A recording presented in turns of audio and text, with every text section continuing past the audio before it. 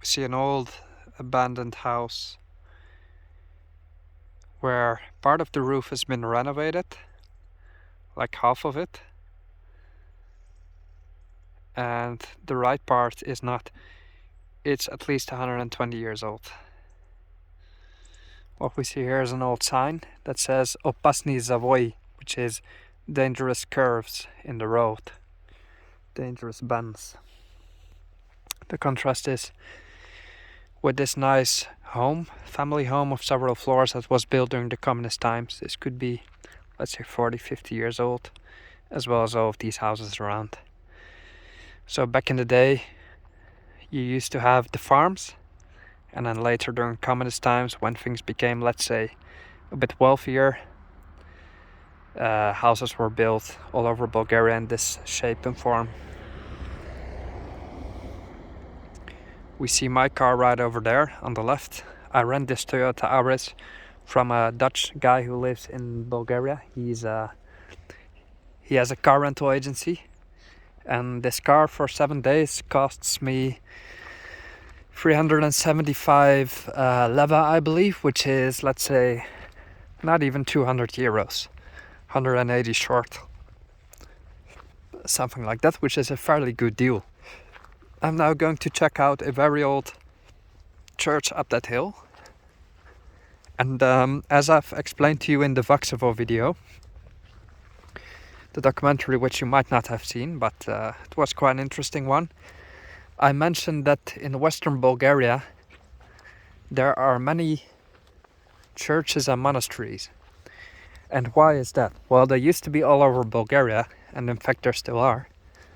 But in Western Bulgaria, many more remain nowadays. And that's obviously because of the Ottoman invasion, the Ottoman reign that lasted about 500 years back in the day. And during that time, many monasteries either had to close or were demolished. But even though the Ottomans did reach the west of the country, it was later and in an entirely different stage of the era. And although the let's say era did affect the west of Bulgaria heavily as well, it was not as similar as, for example, central Bulgaria, where you have villages like Batak or any other village in the central part of the country, where many older buildings have been demolished at some point and not replaced.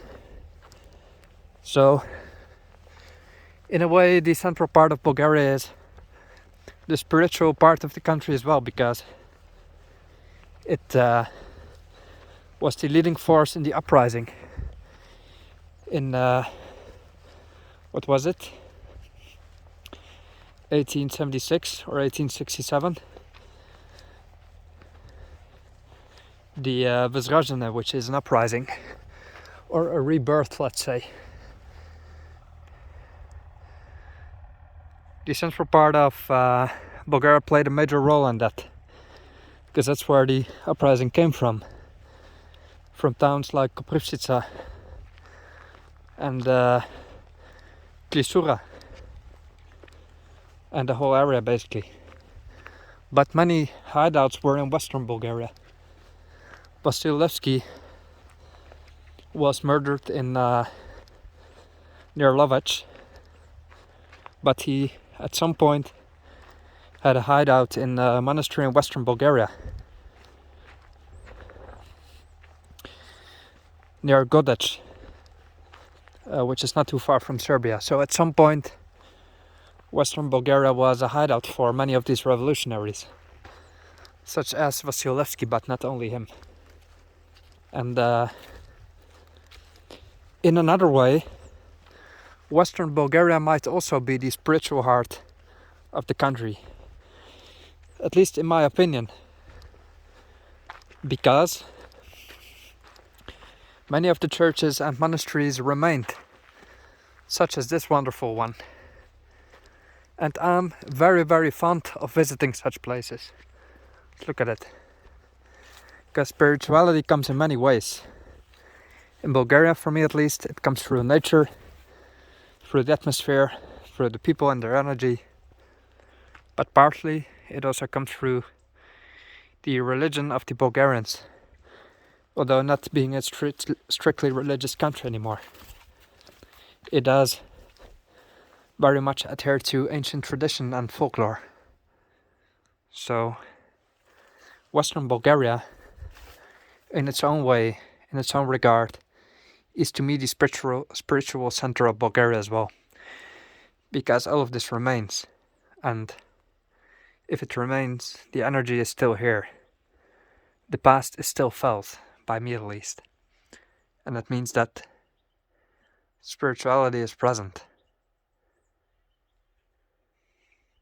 And why is the spiritual heart, you might ask?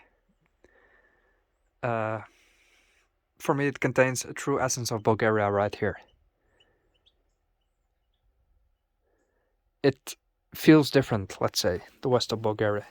It has all of these places, and it's never touched, let's say. It's not renovated, it's not demolished.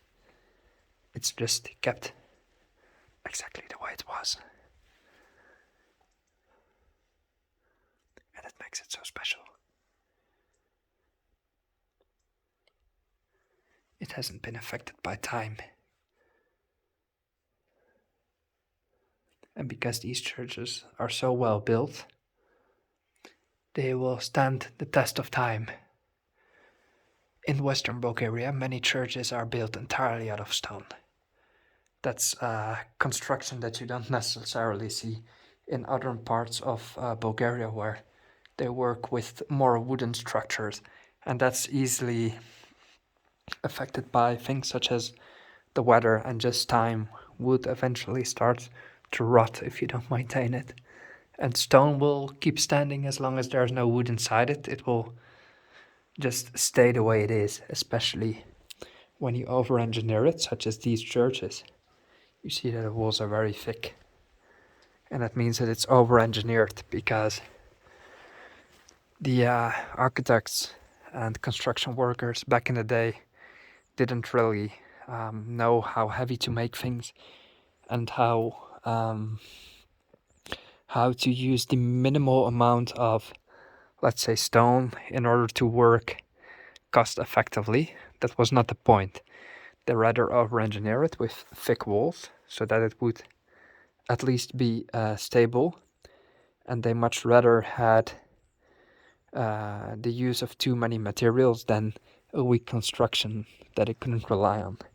And obviously the calculations were not as much in detail as nowadays, at least here. Because if we look at this church, it can easily be hundreds of years old, and not necessarily made by the people who made the Notre Dame, let's say.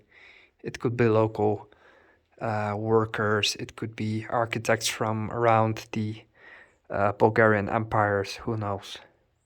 But not everyone obviously was educated in France, or let's say had that sort of mathematics to construct things in the most cost-efficient way. That's why it's a bit over-engineered, and that's a good thing. Anyway.